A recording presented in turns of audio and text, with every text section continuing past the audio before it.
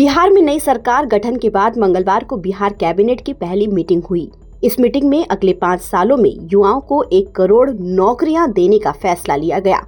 सरकार का दावा है कि साल 2020 से 2025 के बीच 50 लाख युवाओं को सरकारी नौकरी और रोजगार उपलब्ध कराया गया, जबकि अगले 5 सालों में यानी कि 2025 से 2030 में 1 करोड़ युवाओं को नौकरी और रोजगार देने का लक्ष्य रखा गया है। बैठक के बाद पत्रकारों से बातचीत में मुख्यमंत्री नीतीश कुमार के मुख्य सचिव ने फैसलों की जानकारी दी। उन्होंने बताया कि सरकार की मुख्य प्राथमिकताओं में रोजगार सृजन और औद्योगिक विकास शामिल है। साथ ही उन्होंने कहा कि बिहार को पूर्वी भारत का टेक हब बनाने के लिए रक्षा corridor, semiconductor, manufacturing park, global capacity centre, mega tech city और फिटनेस सिटी की स्थापना की जाएगी। सरकार का कहना है कि इन परियोजनाओं में न केवल बड़े पैमाने पर रोजगार पैदा होंगे, बल्कि राज्य में निवेश और औद्योगिक माहौल भी मजबूत होगा।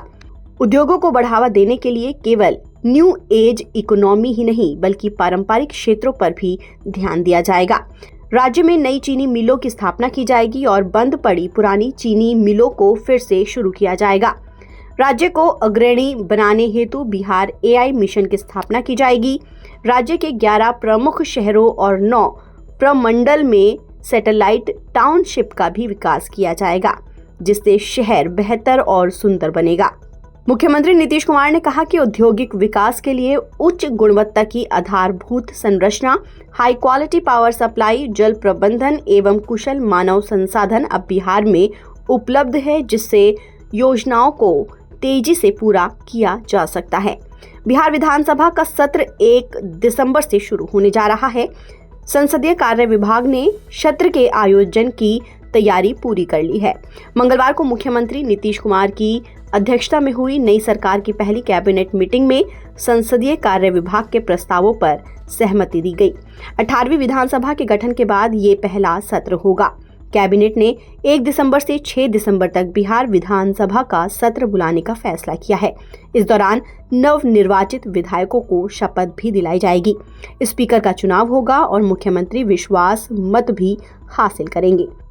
बिहार में नई सरकार की हुई कैबिनेट मीटिंग में लिए गए फैसलों से साफ हो गया है कि नई सरकार युवाओं के भविष्य और राज्य के आर्थिक विकास को लेकर गंभीर है और एक्टिव मोड में नजर आ रही है।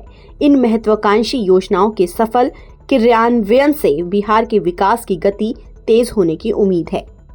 ताज़ा अपडेट के लिए आप बने रहिए नवभारत टाइम्स के साथ।